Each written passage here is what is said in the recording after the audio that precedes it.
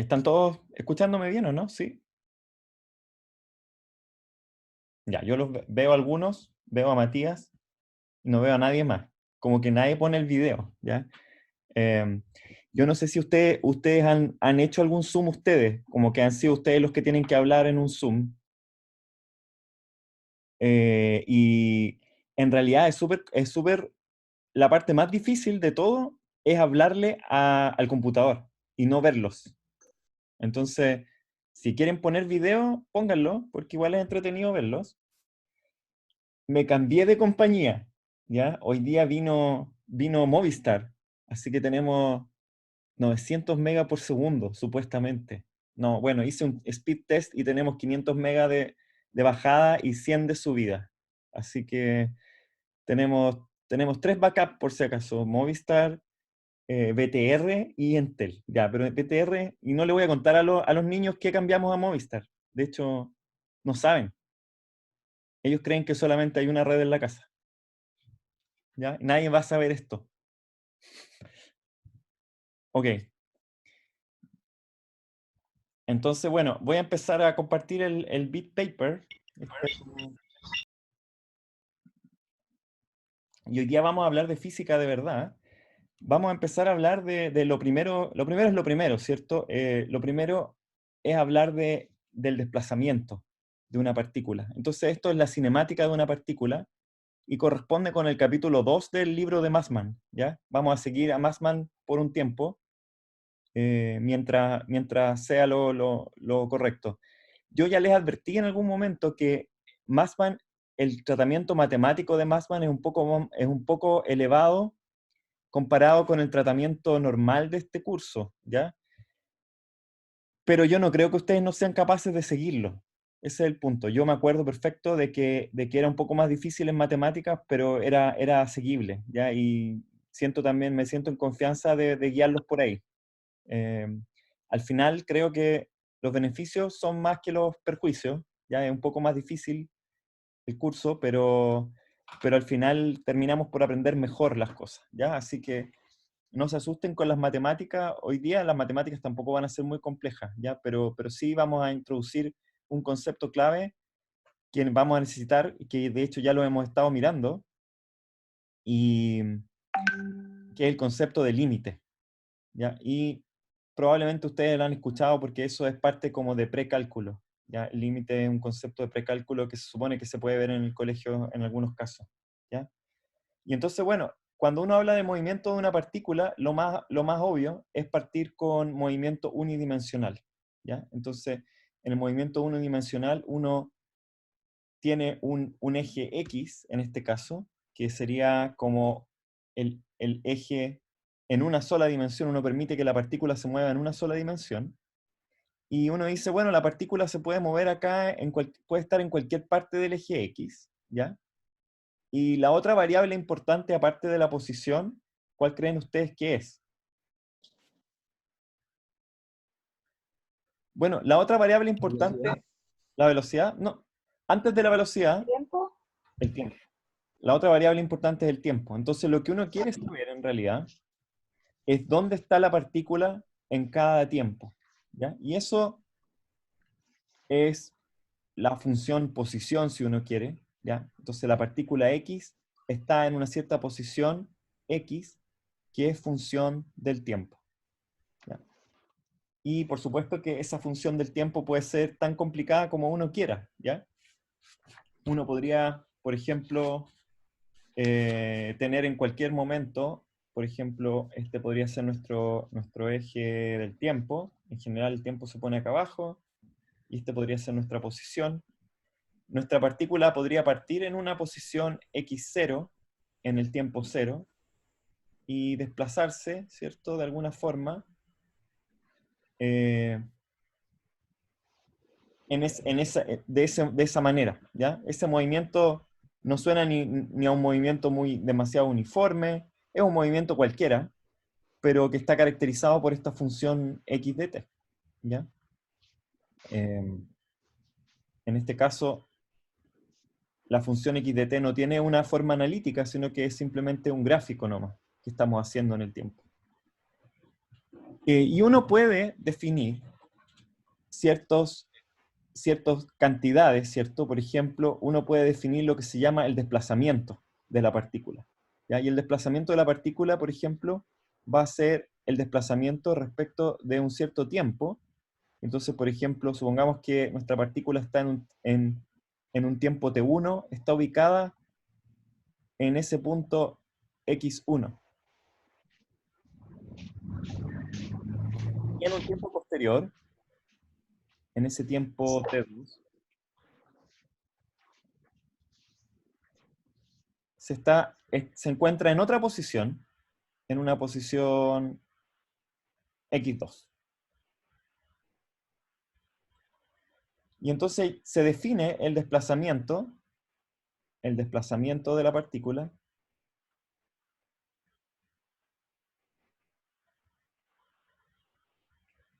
pongámosle a eso delta x, como x2 menos x1. ¿Ya? Y en este caso, el desplazamiento, pongámosle que este es el desplazamiento 1, 1, 2, delta x 1, 2, por ejemplo. En este caso, el desplazamiento es positivo, ¿sí? Pero podría ser, por ejemplo, que tuviéramos otro tiempo acá, un tiempo t3, y yo quisiera definir ahora el desplazamiento entre 2 y 3.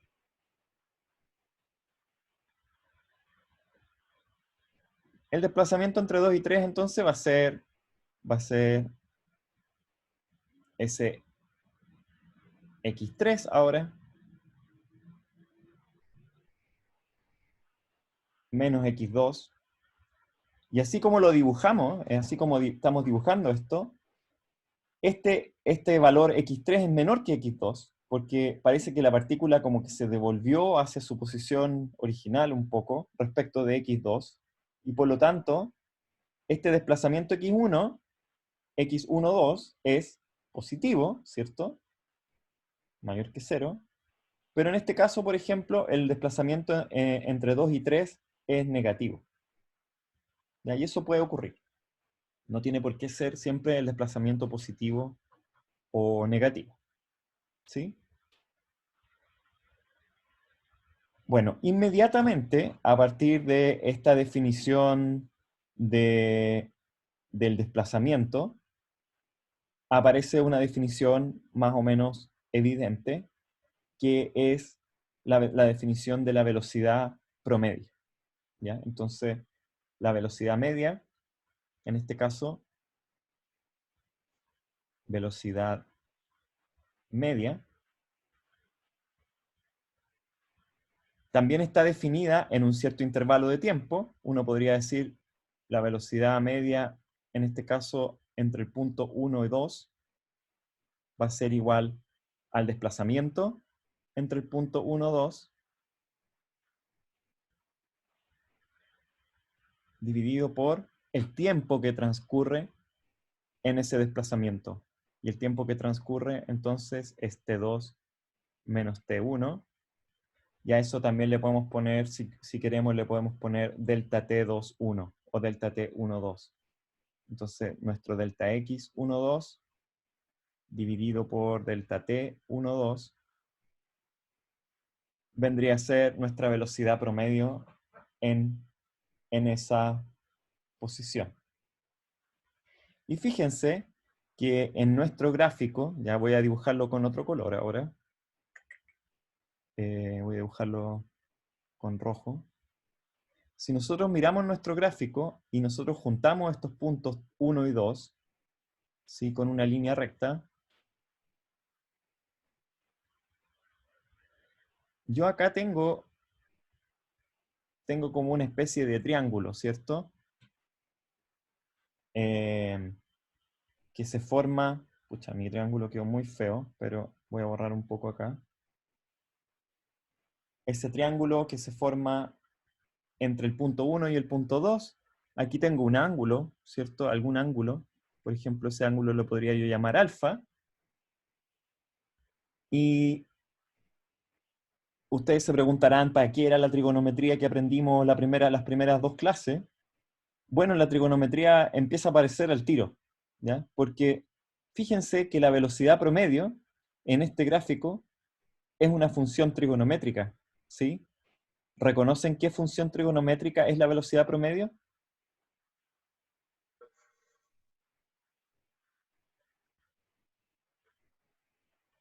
¿Seno? ¿Tangente? No, tangente, sí. Tangente. Es la tangente, ¿cierto? Si yo defino el ángulo en ese gráfico, entonces la velocidad promedio 1, 2, es igual a la tangente del ángulo alfa. Así de simple, ¿ya? Y si ustedes quieren, en realidad, también es la pendiente de la línea recta que une los dos puntos 1 y 2, ¿de acuerdo? Y por supuesto que si es que yo ahora hago el mismo ejercicio, ¿cierto? Ahora con el punto 3, pucha, no me está resultando mi super línea con el punto 3, la voy a tener que hacer así. Mejor hacerla así, ¿no? Es como bien bajito el ángulo. Quizás la partícula casi ni se movió entre x1 y x3. Eso significa que la tangente es pequeña, porque la tangente va a ser la distancia del ángulo opuesto, que en este caso sería el desplazamiento dividido por el tiempo. El desplazamiento por el tiempo va a ser muy pequeño comparado con ese gran tiempo, así que la velocidad en este caso así como al ojo nomás, ¿cierto? Si uno lo mira al ojo, la velocidad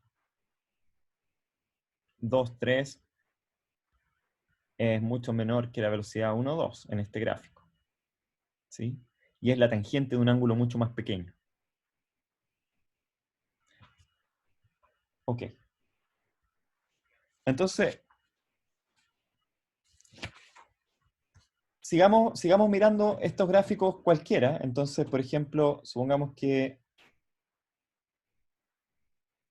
nuestra partícula está siguiendo un cierto movimiento, que podría ser, por ejemplo, este sería la posición X y este sería el tiempo, y nuestra partícula parte desde el origen, que sería el 0, y hace una cosa así, por ejemplo. ¿Ya? Y yo defino un cierto punto acá, P,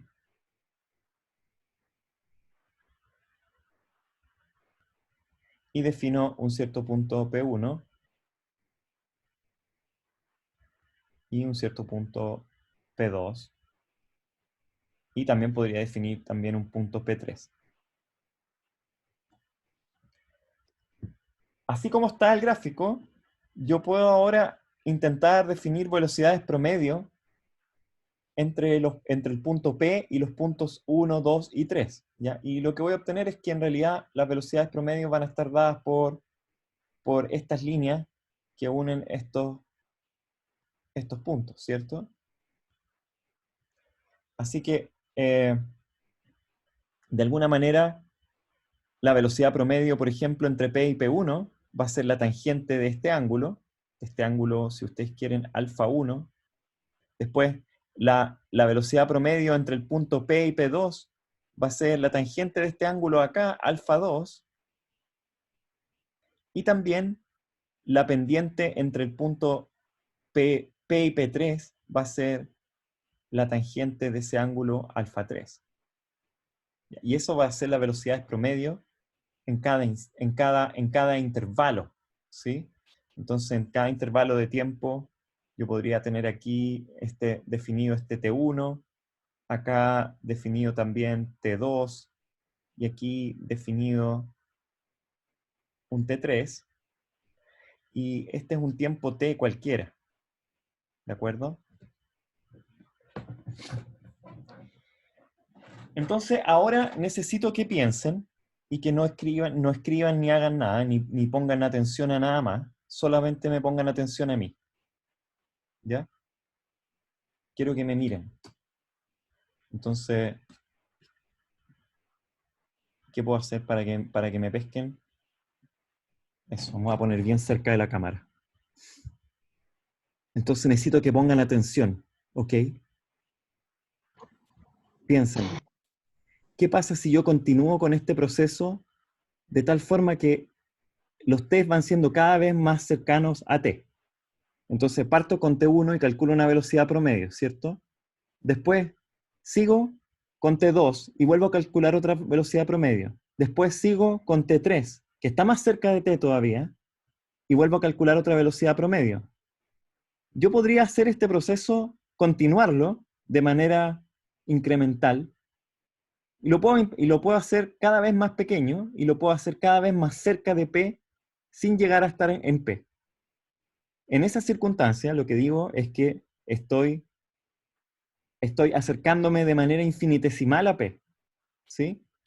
No estoy llegando a P nunca, pero estoy tratando de calcular una velocidad promedio, pero en tiempos cada vez más pequeños, hasta calcularla en un tiempo infinitesimalmente más pequeño, ¿sí? Si yo calculo esa velocidad promedio en un tiempo infinitesimalmente pequeño, entonces esa velocidad deja de llamarse la velocidad media y pasa a llamarse la velocidad instantánea de la partícula en el punto P. ¿Ya? Y ustedes están de acuerdo con que podemos hacer ese ejercicio, podemos ir reduciendo eh, incrementalmente el tamaño del intervalo de tiempo hasta llegar a ser un intervalo que sea infinitesimal. ¿Alguien me quería preguntar algo? Profe, una consulta. ¿Usted puede subir el límite de personas porque una compañía quedó afuera? Chuta. A ver.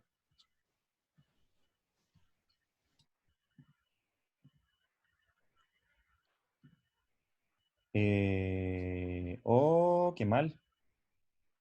Claro, tengo un límite de 100 y no estoy seguro cómo hacer eso.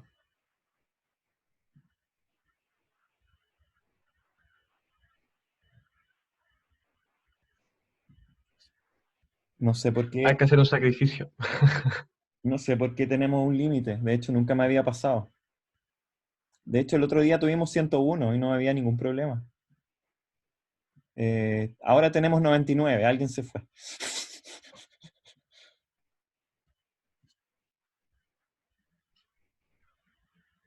No, no sé. Podríamos pasarnos mucho rato tratando de arreglar eso. Así que déjenme ver si lo puedo hacer rápido. Y si no lo puedo hacer rápido, ¿alguien sabe así exactamente cuál es ese setting de Zoom? En la parte de abajo tiene que apretar seguridad.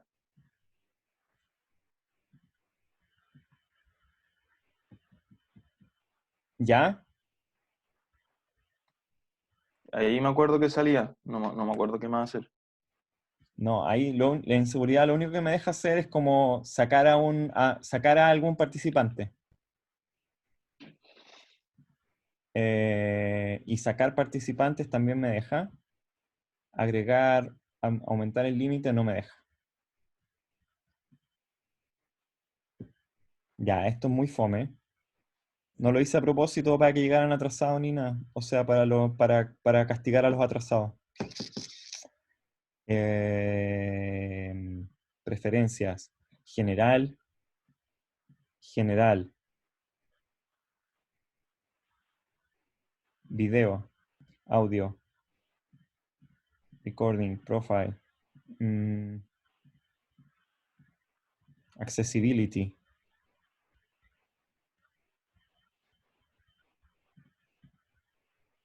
No.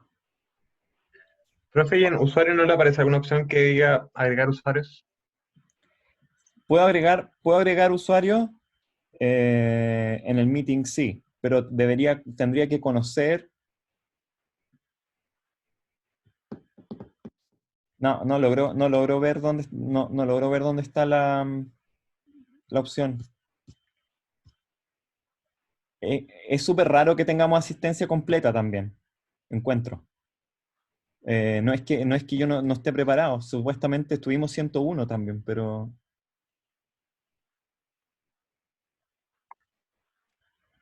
no logro cachar el setting, así que vamos a tener que dejarlo así nomás, ¿ya? ¿Cuánta gente está afuera esperando? Una compañera.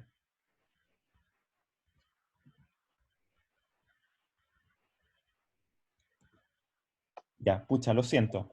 Les Pero prometo creo que que se metió. se metió. Ya. Para la próxima seguro que tengo eso resuelto. Bueno.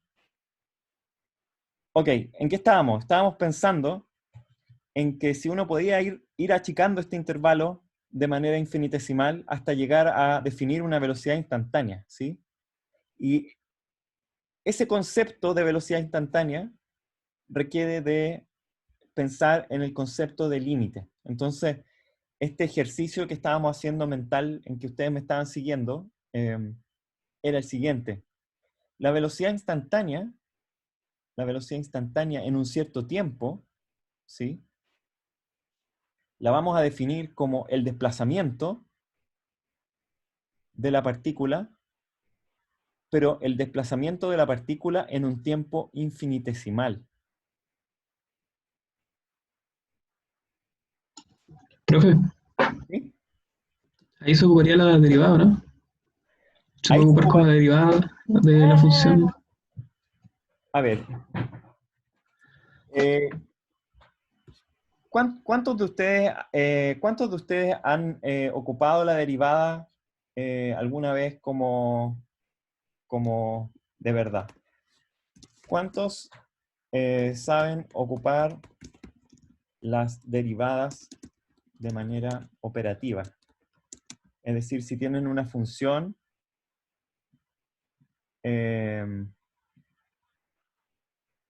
si tienen una función,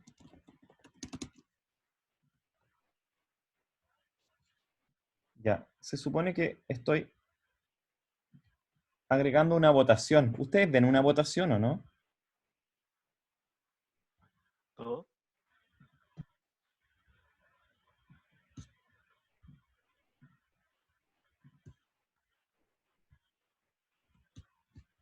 No, no me resultó. Levántenme la mano nomás mejor. Ahí podría haber puesto la respuesta, sí y no.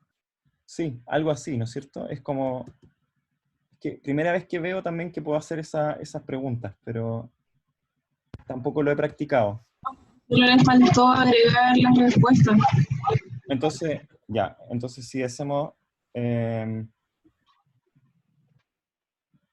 derivadas. Anónimo, ¿sí? Sabe usar derivadas de cálculo integral y diferencial. Opción múltiple. Sí, no. ¿Eso? Y ahora les puedo preguntar. Contesten, por favor.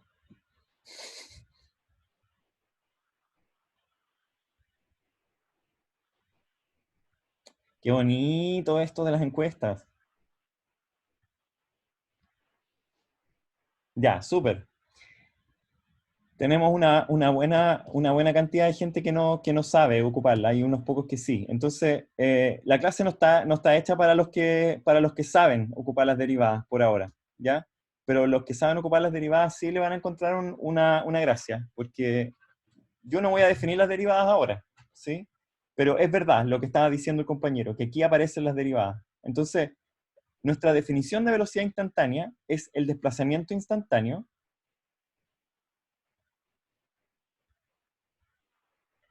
dividido por el tiempo que pasa en ese desplazamiento instantáneo. ¿Cuánto tiempo pasa en este desplazamiento instantáneo? Epsilon, ¿cierto? Fíjense que Epsilon es otro tiempo, ¿cierto? epsilon es un tiempo, pero es un tiempo muy, muy pequeño. Entonces, epsilon es un tiempo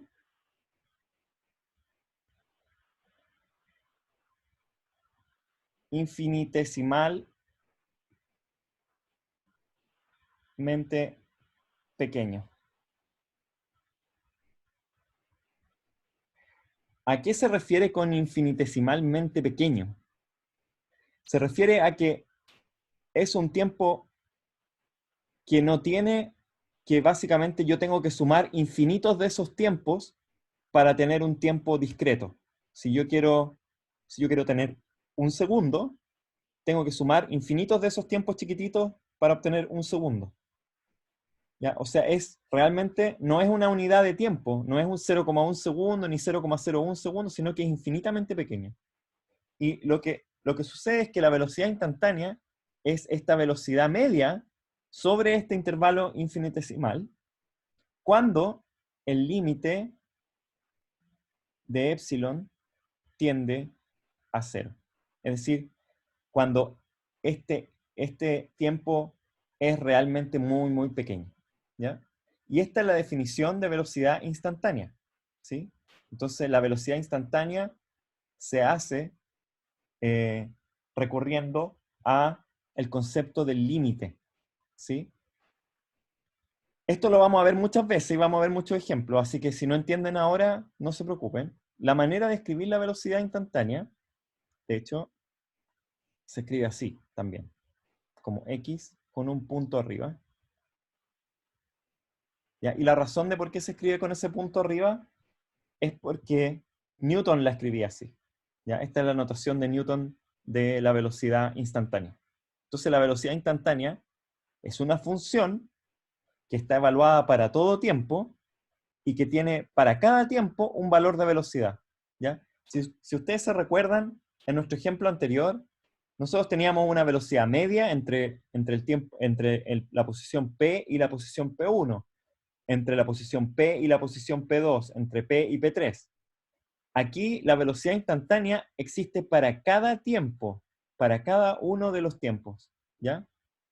Y lo otro curioso, geométrico si ustedes quieren por ahora, es que la velocidad instantánea corresponde a la tangente del punto en una pendiente que toca justo a ese punto y nada más. O sea, es la pendiente de la recta tangente al punto en cuestión.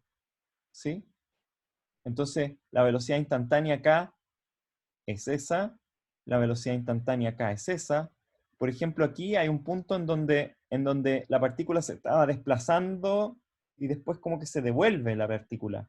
En ese punto en particular, la tangente es cero, la pendiente de esa recta tangente es cero, y la velocidad instantánea también es cero, y luego la pendiente, por ejemplo, acá en P1, perdón, ahí la dibujé mal, tiene que ser la pendiente de la recta tangente, que es esa de ahí. Esa pendiente, no me quedó muy recta, pero se hace la idea, la pendiente de esa recta ahora es negativa. Así que la velocidad, de alguna forma, es negativa en esta dimensión. No comprender. Olvídense de las derivadas. Yo no estoy explicando derivadas, nada. No estoy diciendo nada de derivadas. Así que olvídense de las derivadas. Los que saben derivadas, disfruten de su conocimiento, pero no lo estamos ocupando en este momento. ¿Ya? No estamos diciendo absolutamente nada de las derivadas.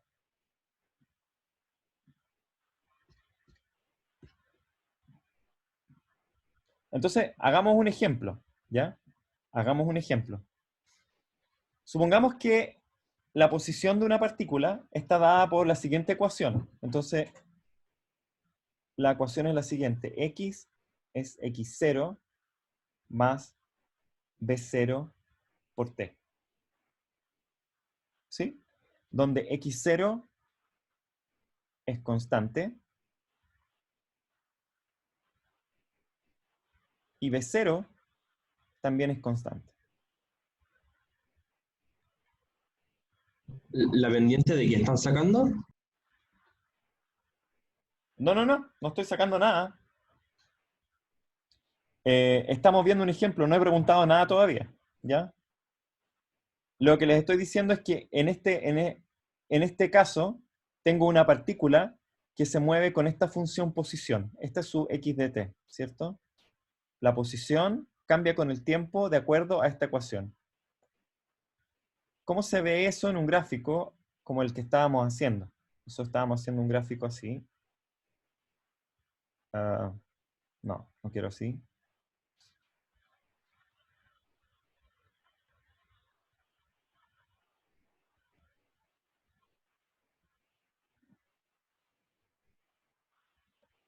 cómo se ve, nuestra línea en un gráfico. Es algo así, ¿cierto? La función posición va a ser así. Si este es x,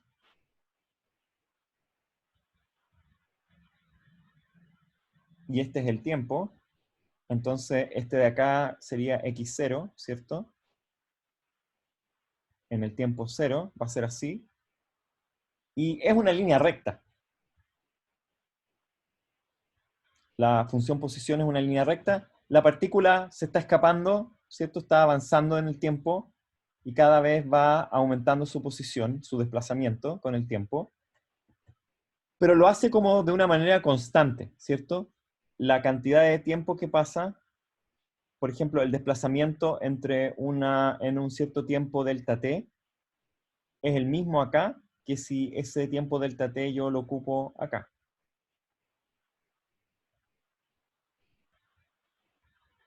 Así que la velocidad promedio parece ser la misma en todas partes, ¿cierto? Pero esa es la velocidad promedio, pero nosotros estábamos diciendo, bueno, queremos saber cómo es la velocidad instantánea de la partícula, ¿ya? Y si ustedes se recuerdan, habíamos hecho como una pseudo definición geométrica de esto, y la definición geométrica era que la velocidad instantánea era en realidad la pendiente de la recta que era tangente a la trayectoria de la partícula o a este desplazamiento de la partícula. Y bueno, esa recta es la misma recta del desplazamiento acá y acá también. Y por lo tanto, la pendiente en ambos casos es la misma, ¿sí? Entonces, es como si la velocidad instantánea y la velocidad media, pero en particular la velocidad instantánea para cada tiempo fuera constante. Profe, Sí. ¿cómo se denota la velocidad instantánea? ¿Y la comparación con la velocidad media? Ya. Les digo una cosa, que de ahora en adelante la velocidad siempre va a ser la velocidad instantánea. Nunca más vamos a hablar de velocidad media o de velocidad para referirnos a la velocidad media. La velocidad media, cada vez que yo diga velocidad media, es porque es la velocidad media. Y si yo digo velocidad, es la velocidad instantánea siempre. Esa es la Pero al dibujarlo, al dibujarlo, lo que pasa es que en este ejemplo en particular no hay diferencia entre la velocidad instantánea y la velocidad media. Así que se ven las dos exactamente iguales. ¿Sí? Entonces la pregunta es, ¿cómo calculamos esa velocidad media en base a nuestro famoso límite? Entonces ahora lo que vamos a hacer es calcularlo de manera matemática, ¿ya?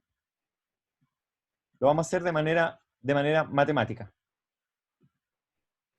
Y entonces lo que hacemos es, decimos que la velocidad instantánea para todo tiempo es igual a límite cuando epsilon tiende a 0 de x de t más epsilon menos x de t dividido por epsilon, ¿cierto?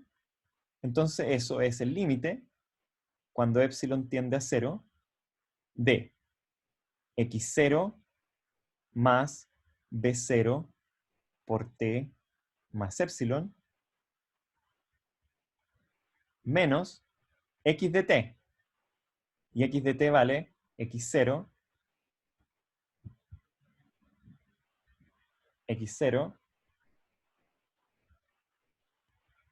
menos b0 por t.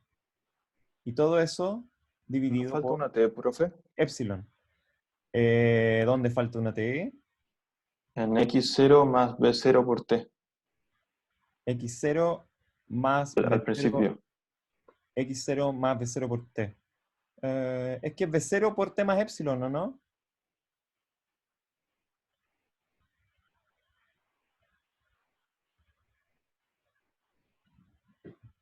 Porque x de t, ¿cierto? X de t es x0 más b0 por t.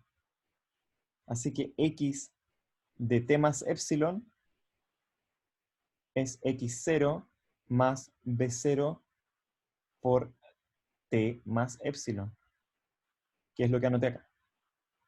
¿Sí? Ok. Entonces, en ese caso, fíjense, x0 se va con este otro x0, B0t también se va con este de acá, y lo único que nos queda es el límite cuando epsilon tiende a 0 de B0 por epsilon partido por epsilon. Esos epsilon se cancelan y eso es simplemente B0.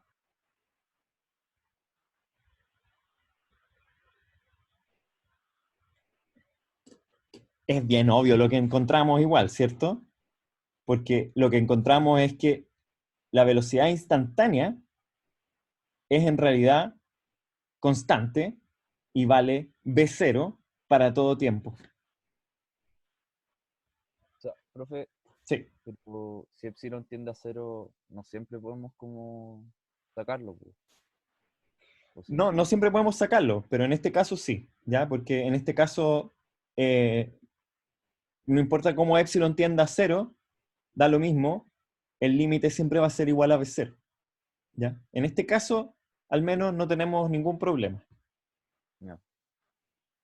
¿Ya? No hay un problema de indefinición de que 0 dividido por 0 sea indefinido. No, es que simplemente epsilon dividido por epsilon, recuerden que epsilon es infinitesimal, pero no es 0.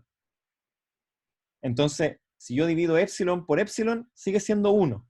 Es 1. Y después tomo el límite. No es que primero tomo el límite y después cambio epsilon dividido por epsilon a 1. ¿Sí? Por eso que me resultó hacerlo y no tuve que recurrir a nada extraño. Es constante nomás. Bueno, este nosotros lo conocemos, ¿cierto? Este es el movimiento rectilíneo uniforme. ¿Sí? Este es el clásico movimiento rectilíneo uniforme con velocidad constante V0, en que la velocidad media es V0, la velocidad para todos los instantes es V0, la velocidad es constante y por lo tanto es V0. Así que este ejemplo no es necesariamente muy pedagógico porque no hay diferencia entre la velocidad promedio y la velocidad instantánea. Así que no parece haber ninguna ganancia acá. Hagamos otro ejemplo y hagamos un ejemplo más interesante. Entonces, supongamos que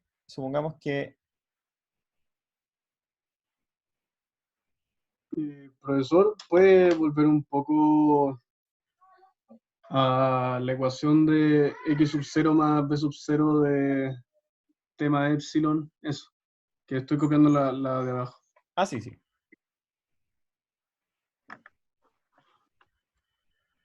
Ya, gracias.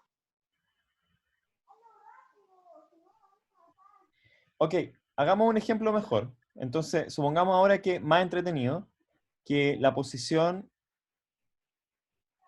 z de t, da lo mismo, ¿cierto? Estamos en una dimensión, así que ahora nuestro eje coordenado podría ser, por ejemplo, en la altura, pero también solo en la altura, ¿sí? Que z de t es igual a un cierto z0 menos un medio de g por t cuadrado. Muchos van a reconocer esta ecuación, ¿cierto? Van a reconocerla. Entonces, ¿cómo sería la velocidad instantánea? ¿Cómo sería la velocidad instantánea? B de t. Entonces, B de t es igual a z punto de t. Esa es la velocidad. Y eso es igual al límite, cuando epsilon tiende a 0, de. ¿Era el puntito arriba de la letra? El puntito de arriba es la velocidad. Nada más. Es que yo tengo la función posición y el punto de arriba indica que esa es la velocidad, o es que es el límite cuando epsilon tiende a 0 de la posición más epsilon menos la posición dividido por epsilon. Ya, eso es lo que significa ese punto. Ya, es lo mismo que la velocidad instantánea en todo caso, es notación nomás, ya no se alteren con ese punto de ahí. Entonces, la velocidad instantánea va a ser el límite de lo mismo, z de t más epsilon menos z de t dividido por epsilon. ¿Cómo escribo eso?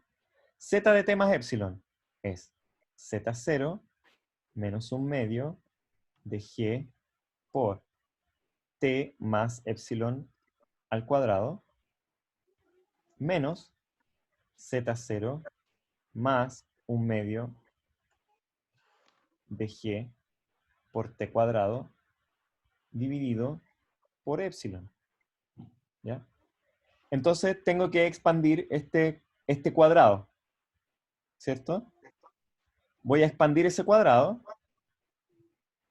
Me va a quedar z0 menos 1/2 de g por t cuadrado. Me va a quedar t cuadrado más 2t por epsilon. Así que me va a quedar un menos 1/2 de g por 2t por epsilon. Me va a quedar un epsilon cuadrado también. Entonces me va a quedar un menos 1/2 de g por epsilon cuadrado menos z0 más 1/2 de g por t cuadrado. Todo eso dividido por epsilon.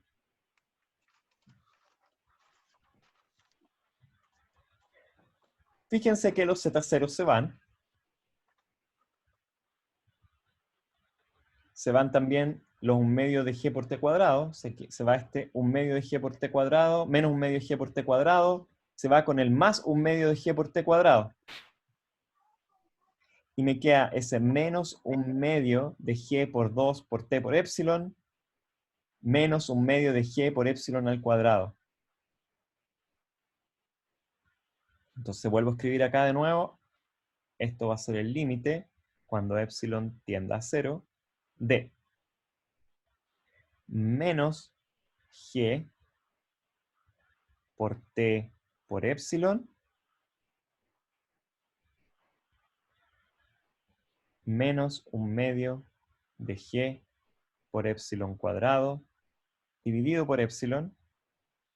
Se va ese epsilon de ahí con ese de ahí. Se va uno de estos epsilon con eso de ahí. Y me va a quedar entonces el límite cuando epsilon Le tiende. falta 1/2, profe. ¿Dónde falta 1/2? No, porque el 1/2 se fue con ese 2. Ah, ya, perfecto. Entonces el límite cuando epsilon tiende a 0 de menos gt menos 1/2 de g por epsilon. Cuando epsilon tiende a 0, menos 1/2 de g por epsilon tiende a 0, ¿cierto? Así que el límite de esto es menos g por t. Se fijan que la velocidad instantánea ahora en este movimiento es menos g por t. ¿De acuerdo? Profe, Sí. ¿puede desarrollar la expansión de T más epsilon? Que me perdí ahí, por favor. Sí. Lo voy a poner aquí arriba. Eso es t cuadrado más Profe, ¿qué es G? t por epsilon más epsilon cuadrado. G es una constante. G es una constante y Z0 es una constante. Z0 constante y G es una constante cualquiera. Ya, es solo que tiene esa forma, el Z0. ¿Y por qué? ¿Cómo? Porque queda al final como que quedó 0 el 1/2 g por epsilon. Porque cuando yo tomo el límite de esta expresión, lo que estoy diciendo es que a medida que epsilon se va haciendo cada vez más chico, fíjense que menos g por t no cambia, ¿sí? Menos g por t es constante, pero a medida que epsilon se hace pequeño, el menos 1/2 de g por epsilon va siendo cada vez más pequeño. Así que en el límite uno dice, esto es 0, efectivamente es 0, y el único término que domina es menos g por t, porque esto es infinitesimalmente pequeño.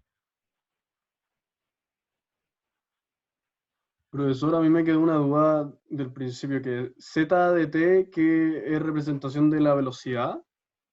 No.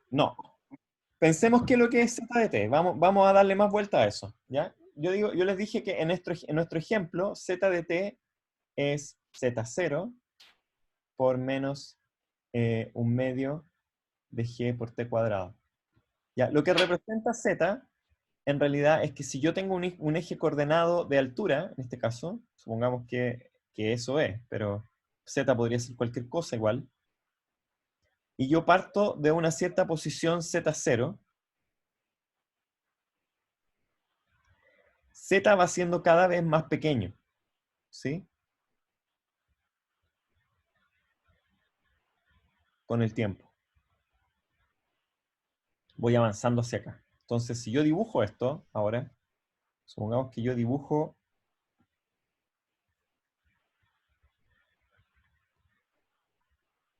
y pongo z acá, y pongo el tiempo acá. ¿Cómo se ve esta curva? ¿Cómo es esta curva con el tiempo, chicos? Parabólica. Es una parábola, ¿cierto? Que en el punto t igual a 0 vale z0,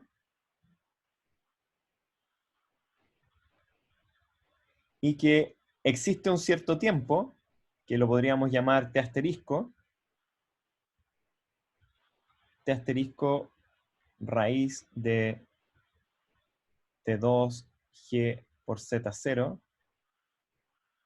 Para t asterisco raíz de 2g por z0, si lo reemplazo acá, me queda 2g por z, entonces, perdón.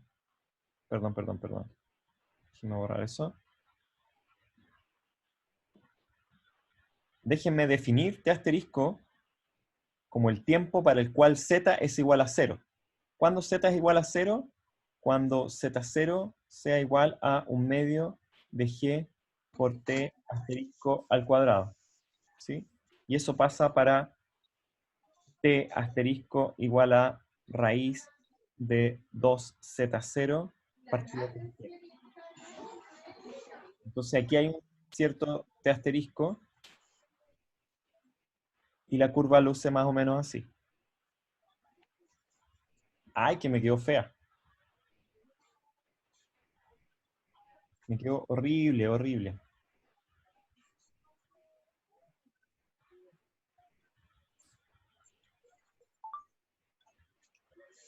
Voy a cambiarte asterisco. Eso es lo mejor que puedo hacer.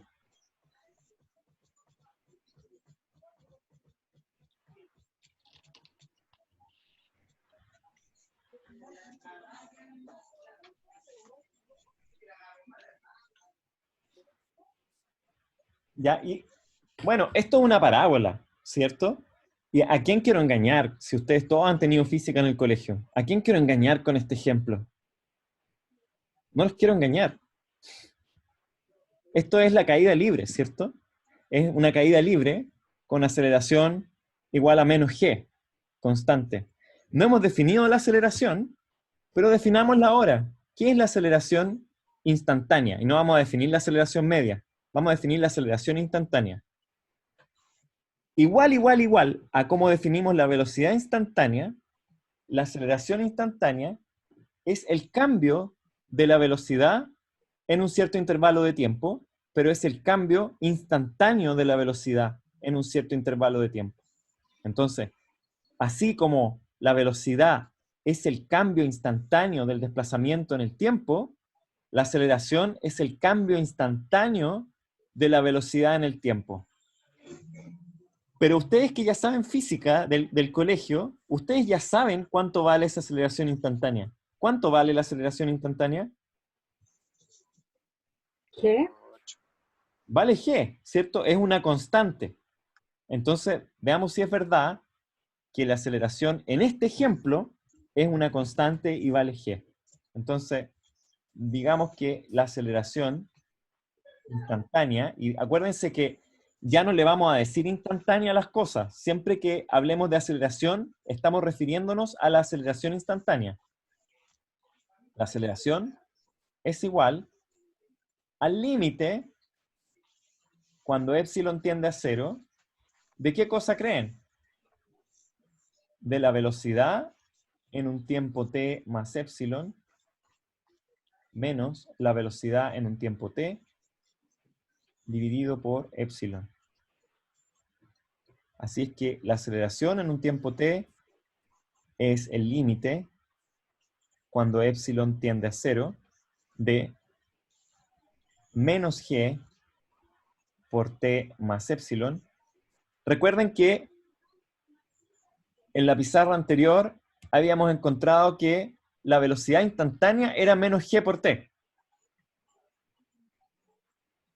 Por lo tanto, la velocidad en un tiempo t más epsilon es menos g por t más epsilon, menos g por t, dividido por epsilon.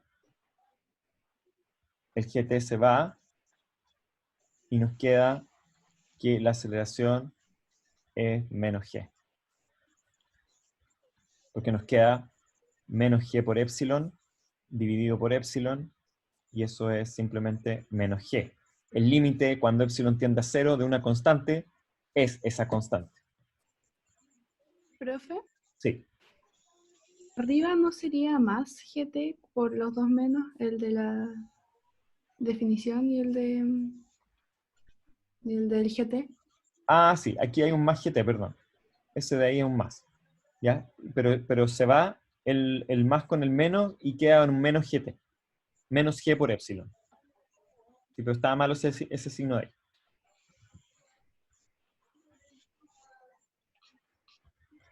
Y fíjense que, de nuevo, si interpretamos nuestro gráfico con las velocidades instantáneas, vemos que, por ejemplo, la curva parabólica muestra que la velocidad inicial es bien baja, ¿cierto? O más bien 0 al principio. Después va aumentando levemente en la pendiente y va siendo levemente negativa. Y a medida que va pasando el tiempo, va siendo cada vez más negativa.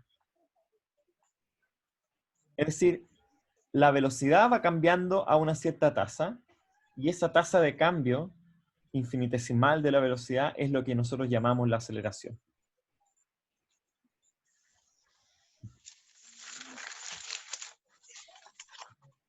Escucho dudas hasta este momento.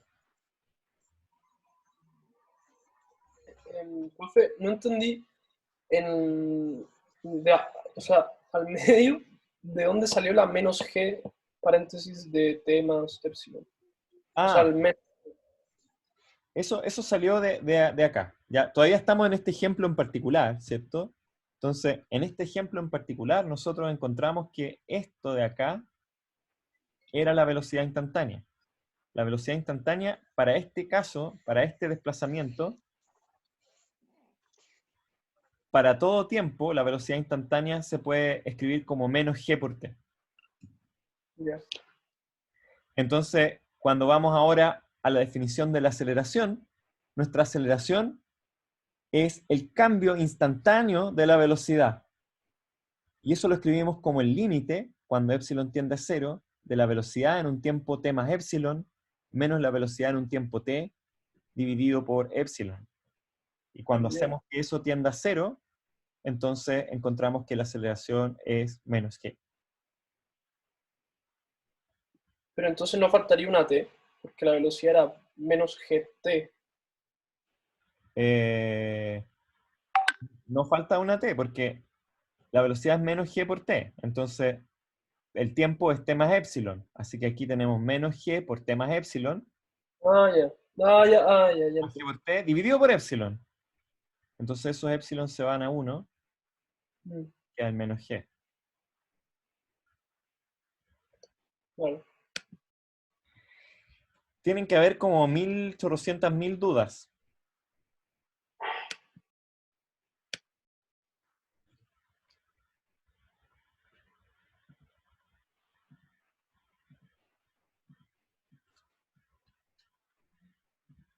No veo ni una mano levantada, nada. Voy a seguir.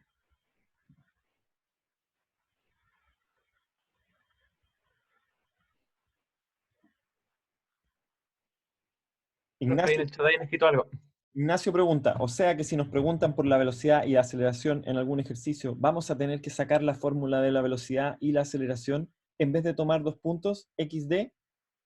Sí.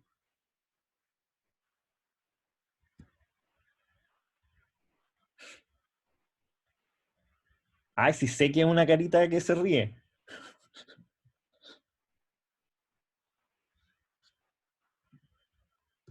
Entonces, bueno, no, esto no es cálculo, esto es física, ¿ya? Entonces, pero eso no quita que les diga lo siguiente. Si uno tiene una función f de x, se define la derivada de la función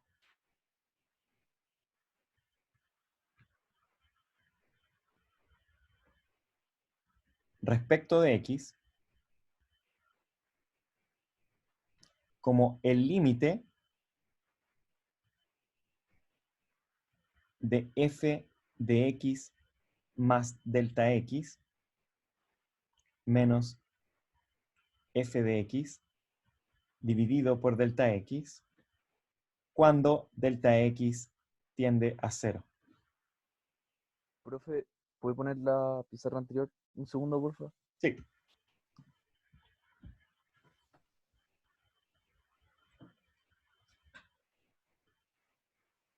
Gracias.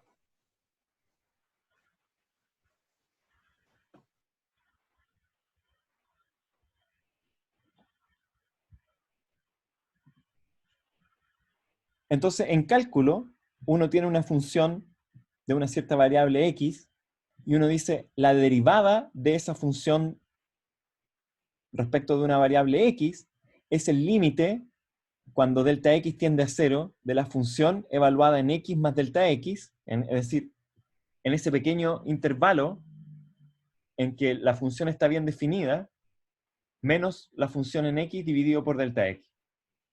Esto es una definición matemática que no vamos a tratar en el curso ahora. ¿Ya? Yo les dije que no íbamos a hablar de derivada, pero ya me caí en la tentación, ya vamos a hablar de la derivada un poco. Esta es la derivada de una función respecto de x. El asunto es el siguiente. Si vamos ahora a la definición de la velocidad es el límite de la posición en un cierto tiempo más un cierto intervalo menos x evaluado en un cierto tiempo dividido por ese intervalo. ¿Satisface o no satisface la definición de la derivada? Sí la satisface. Entonces, ¿qué es la velocidad instantánea? La velocidad instantánea no es otra cosa que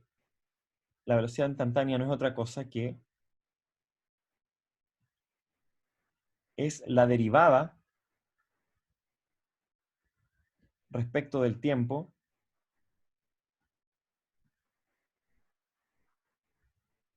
de la función posición x de t. Y la aceleración es la derivada respecto del tiempo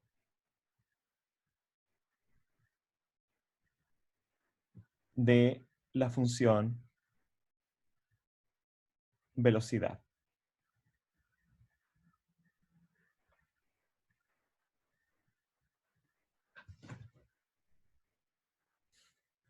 Eso es la velocidad y la aceleración matemáticamente.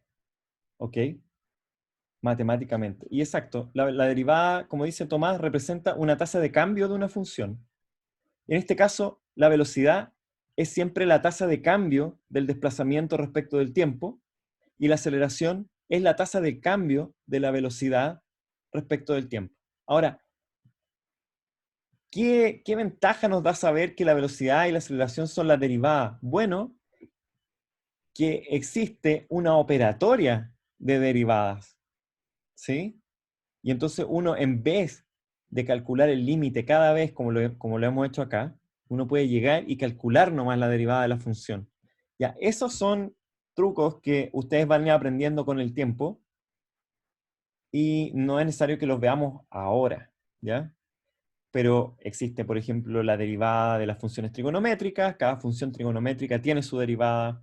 Existe la derivada de los polinomios, y uno puede demostrar que la derivada de un polinomio corresponde con una cierta fórmula. ¿Ya? Por ejemplo, la función x a la n tiene por derivada n por x a la n menos 1.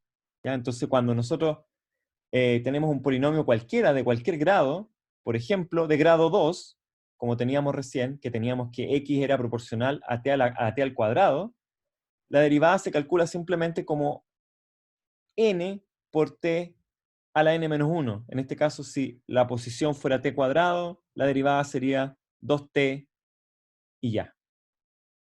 Y esa sería la velocidad, inmediatamente. ¿Ya? Entonces, ojo, quiero ser bien claro, no les estoy pasando la derivada.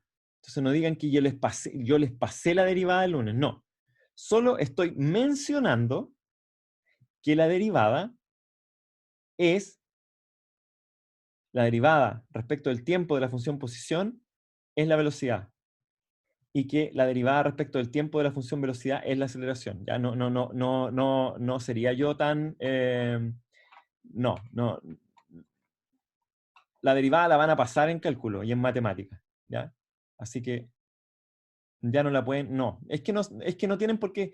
Martín dice, sigo sin cachar nada de la derivada. Efectivamente, porque no se las enseñé, ¿ya? Solo les mencioné que hay una definición en matemática, ¿ya? Que corresponde con las definiciones que hemos dado para la velocidad y la aceleración.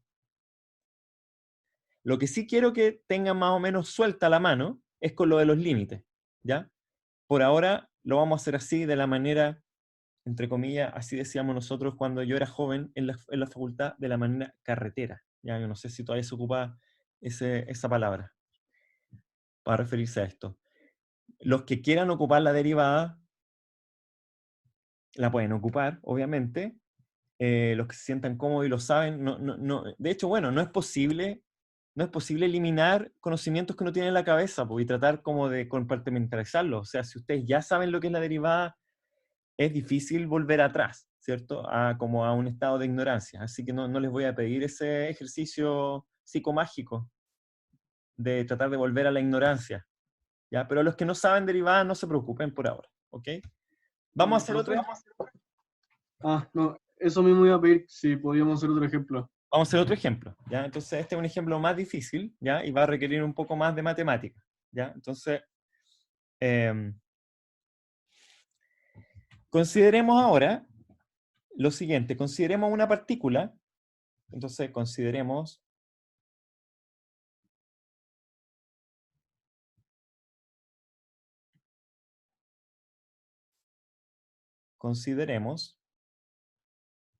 una partícula de masa m,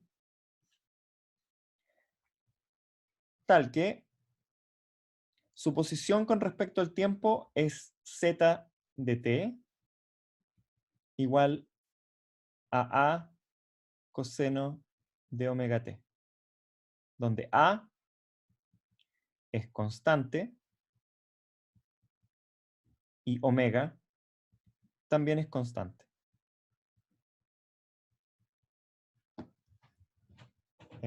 Ese igual quedó súper feo.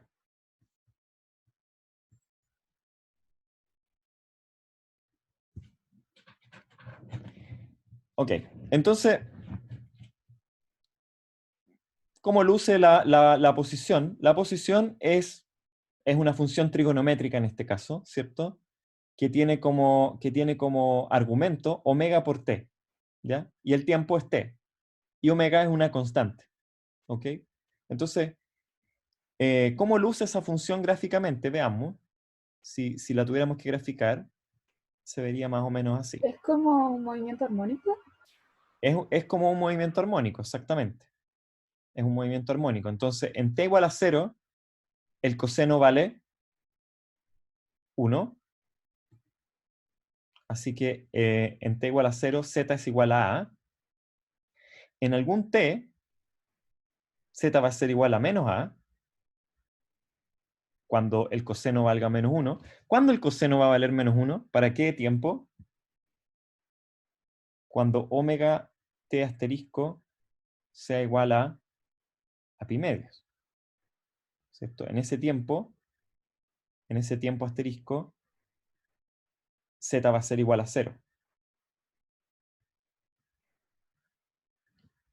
Entonces ahí, por ejemplo, para t asterisco igual a omega pi partido por 2, la función va a ser 0 y va a ser esto, ¿cierto?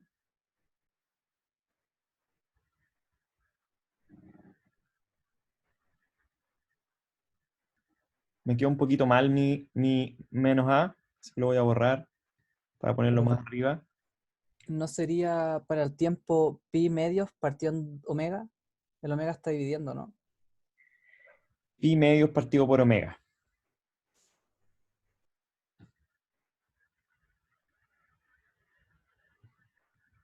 Eso. Gracias.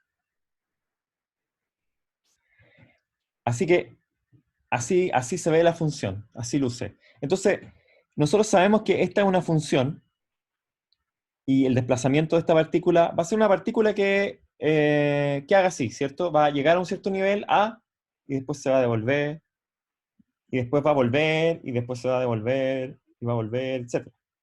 Va a estar oscilando en torno a ese punto A y al punto menos A.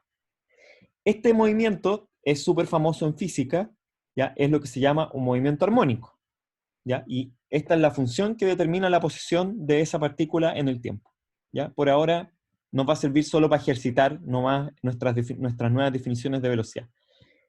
Igual podemos como empezar a tratar de ver así como, de pensar nomás, sin copiar y sin hacer ningún cálculo. ¿Dónde creen ustedes que la velocidad va a ser 0, chicos? ¿Hay algún, y chicas, ¿hay algún tiempo en el que ustedes crean que la velocidad va a ser 0?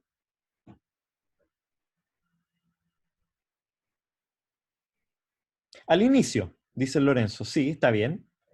Porque al inicio, la pendiente instantánea del punto al inicio va a ser 0. En los valles, ¿cierto? En todos los valles va a ser lo mismo. Y en todos los montes también va a ser lo mismo. Así que en todos esos casos la velocidad va a ser 0. Así que tenemos que encontrar una función.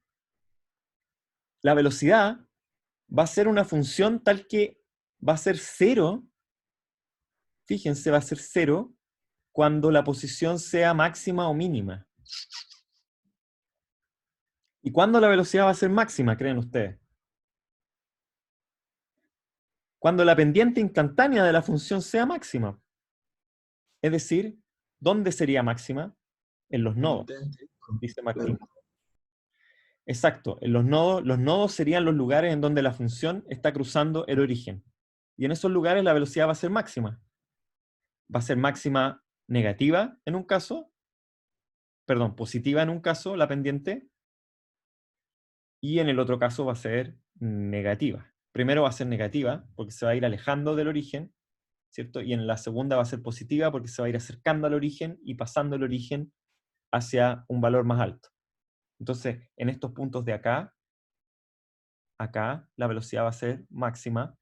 Esos puntos de ahí serían los nodos. Así que, antes de hacer cualquier cálculo, nos damos cuenta que la función que necesitamos es una función que se haga 0 acá y que tenga sus máximos acá. Sospechoso igual, ¿o no? Sospechoso. Sospechoso de que puede ser otra función trigonométrica, ¿o no? Sospechoso. Más encima cambia de signo acá. Sospechoso. Entonces ya, hagamos el cálculo. ¿Cómo haríamos el cálculo? Con los límites, ¿cierto? Entonces volvamos a aplicar es sospechoso. Volvamos a aplicar nuestros límites. Entonces, nuestra función posición era z de t igual a por el coseno de omega t, con a una constante cualquiera y omega también una constante. ¿Cómo sería la velocidad entonces? La velocidad va a ser igual al límite, cuando epsilon tienda a 0, de la posición en t más epsilon, es decir, a coseno de omega por t más epsilon, menos la posición en t, a coseno de omega t, dividido por epsilon. ¿Qué hacemos con nuestro coseno de omega t por epsilon? acá.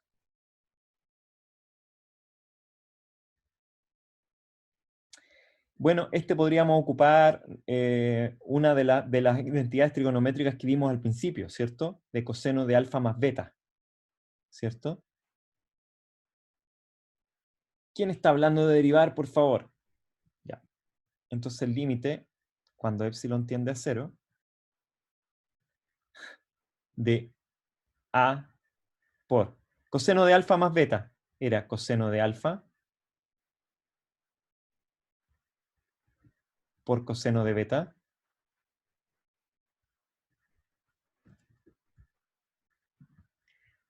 menos seno de alfa, por seno de beta.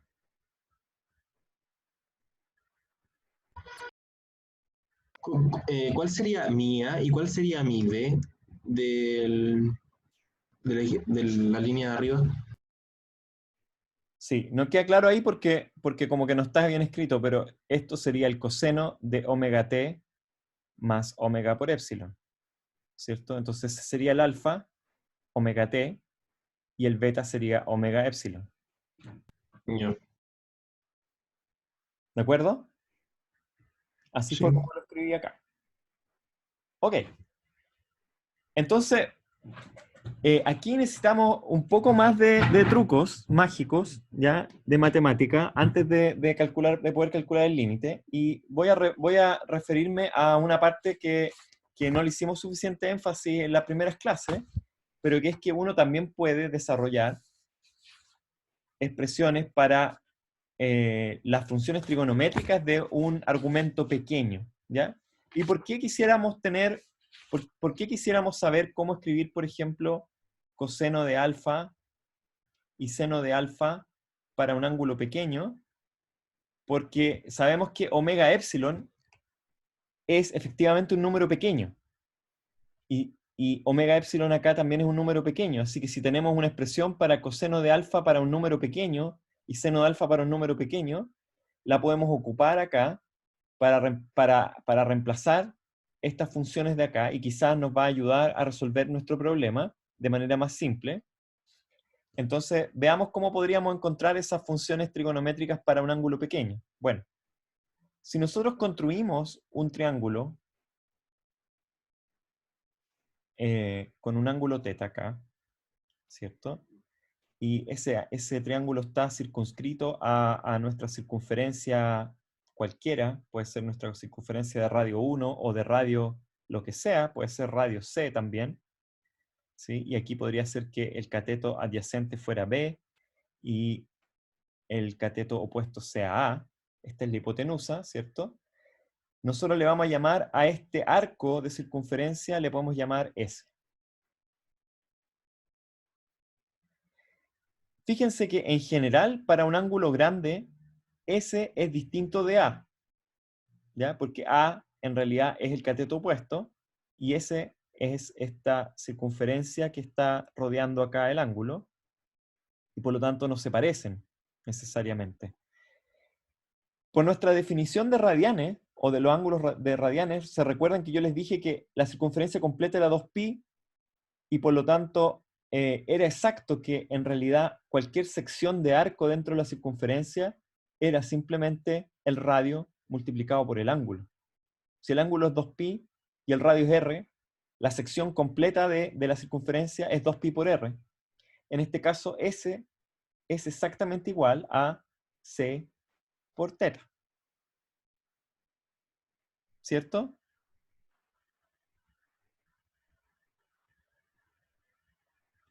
Entonces, ¿cuánto vale el seno del ángulo θ? Bueno, el seno del ángulo θ es exactamente A partido por C.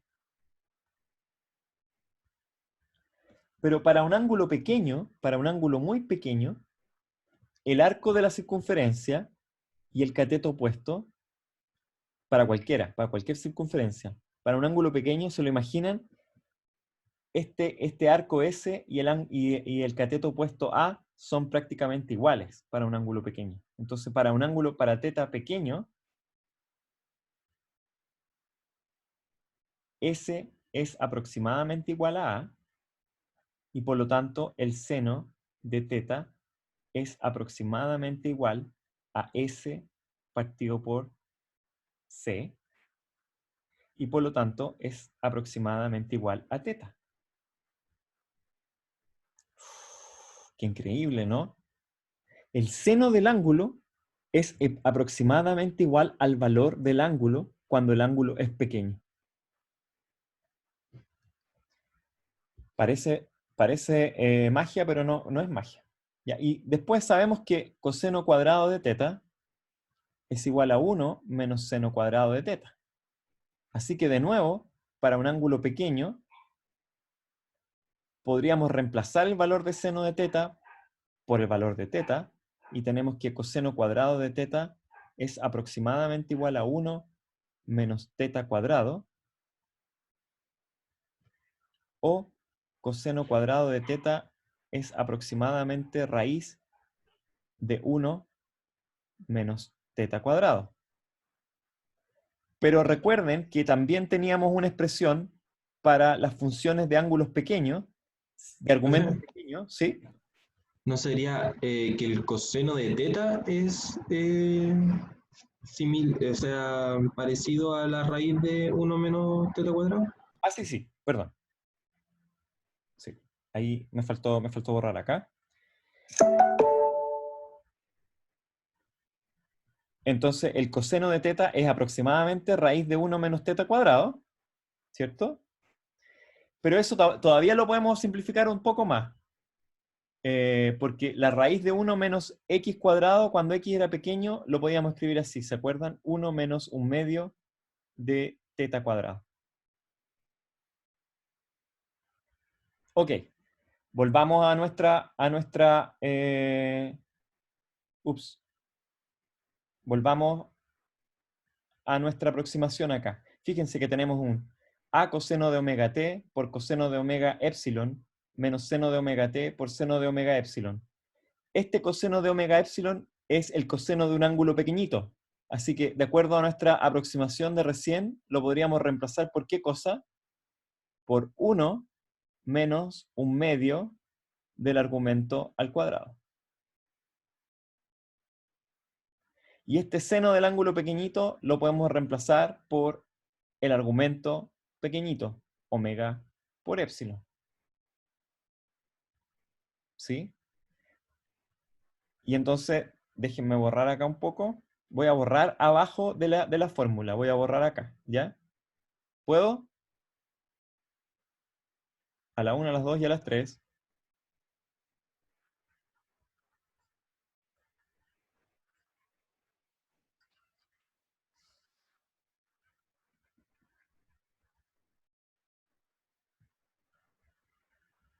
Si reemplazo acá entonces, ahora, tengo que el límite cuando epsilon es pequeño de a por coseno de omega t por 1 menos 1/2 de omega epsilon al cuadrado, eso, menos omega epsilon por el seno de omega t menos a por el coseno de omega t. Y todo eso dividido por epsilon. Fíjense que el coseno de omega t por 1, por a, se va a ir con este de acá. Ese se simplifica con este de acá. Y me va a quedar un a coseno, va a quedar el límite cuando epsilon tiende a 0 de menos 1/2 de a por omega cuadrado por epsilon cuadrado por coseno de omega t dividido por epsilon menos omega por epsilon dividido por epsilon por el seno de omega t. Aquí se va a ir un epsilon de acá. Acá estos epsilon se simplifican a 1.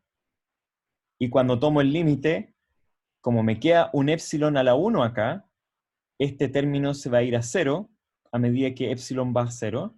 Este término se va a 0 y sobrevive solo este término, y el resultado es menos omega seno de omega t. Profe, podría hacerlo como con más pasos porque como que me pierdo cuando asume hartas cosas. Ok, vamos, voy a expandir los pasos de acá, ¿ya? ¿Cómo lo puedo hacer? Creo que me puedo mover en la pizarra un poco, ¿no? Acá, eso. Como que esa función nunca la había ocupado. Lo que hice fue, a ver, volvamos un poco a mirar eso de arriba. Quedé como, entendí de abajo para arriba en la segunda línea y quedé bien. Pero ahí cuando empezó como a cancelar cosas no caché. Ya, lo que pasa es que voy a escribir de nuevo el límite como se supone que tiene que quedar, ¿ya? Entonces era el límite de A por coseno de omega t. Y aquí reemplazamos, ¿se acuerdan? Reemplazamos el coseno de omega epsilon, lo reemplazamos por el valor que tiene cuando epsilon es pequeño, que es aproximadamente 1 menos 1/2 por omega epsilon al cuadrado. Y después hicimos menos seno de omega t y lo reemplazamos por omega epsilon, que es el valor que tiene el seno de omega epsilon cuando epsilon es pequeño. Si epsilon es pequeño, seno de omega epsilon se parece a omega epsilon nomás. Menos a coseno de omega t. Y eso dividido por epsilon. ¿Sí? De aquí, fíjense que, bueno, aquí falta un paréntesis un poco. Aquí fíjense que tenemos a coseno de omega t menos a coseno de omega t por 1/2 de omega epsilon al cuadrado. Profe, creo que le falta, creo que cerró el paréntesis mal. Creo que el paréntesis tiene que estar después del menos seno de omega t por omega epsilon.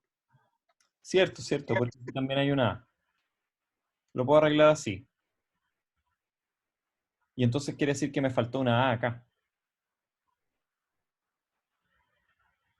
Me faltó, esa A me estaban faltando en todas partes. ¿Ya?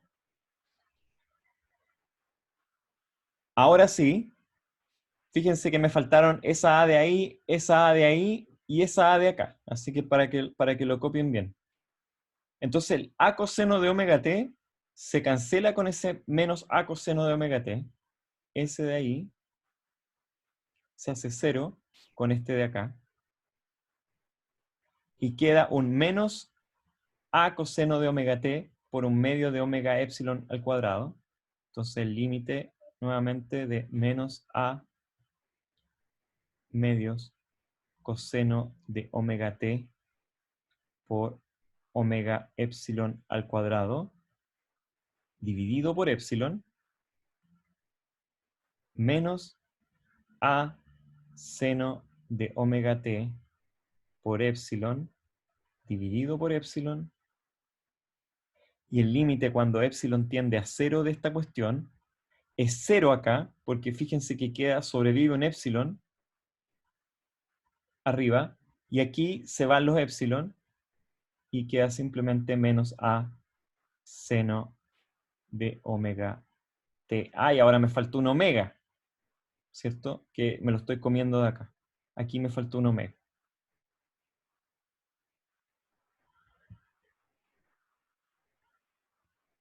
Entonces, este es el resultado, chicos. Esta es la velocidad de la partícula si es que la posición está dada por A coseno de omega t, la velocidad de la partícula está dada por menos omega por A por seno de omega t, como lo habíamos previsto igual un poco. ¿Se acuerdan que cuando mirábamos la forma de la función, nosotros habíamos previsto que la función tenía que ser 0 acá, o sea que podía ser un seno de omega t, por ejemplo, porque podría ser 0 ahí, Después tenía que tener un valor mínimo acá, entonces va a pasar por un mínimo acá. Después va a tener que pasar por 0 de nuevo acá. Oh.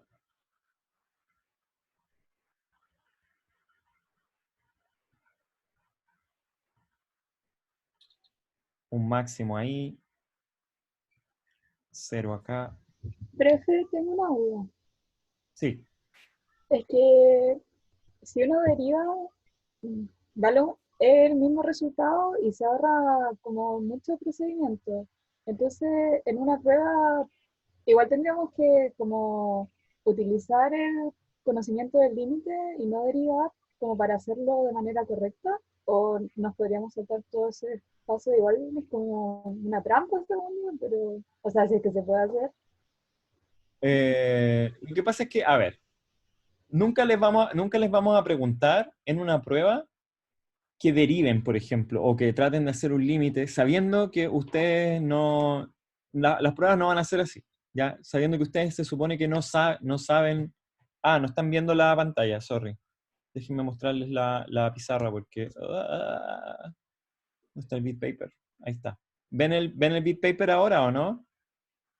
Voy a ir a la última pizarra, que era acá. Ahí estábamos en el resultado final. No, nunca les vamos a exigir que deriven en la prueba o no van a tener una ventaja realmente todavía si saben derivar, ¿ya? Al principio, diría yo. Pero esto que se ve así como súper engorroso, ¿ya? Y súper enredado, es solamente un poco más difícil que derivar, ¿ya? Y requiere un poco más de tiempo nomás. Así que no, yo no me asustaría tanto. Y tampoco creo que les vaya a preguntar en la prueba que se pongan a calcular límites de funciones, ¿ya? Porque recuerden que este no es un curso de matemática, este es el curso de física, ¿ya? Así que a mí más me interesa que entiendan la parte como conceptual que llegar al resultado correcto a través de métodos que no han visto en cálculo, ¿ya? O sea, si tienen que derivar o integrar en la prueba, me parecería medio tramposo. Ahora, sí es posible que les vaya a dar ventaja en algún momento, ¿ya? Eso no se los puedo negar, porque Profe, sí. y hablando de evaluaciones, ¿qué va a pasar con respecto al ramo? Es que el comunicado no decía como nada concreto.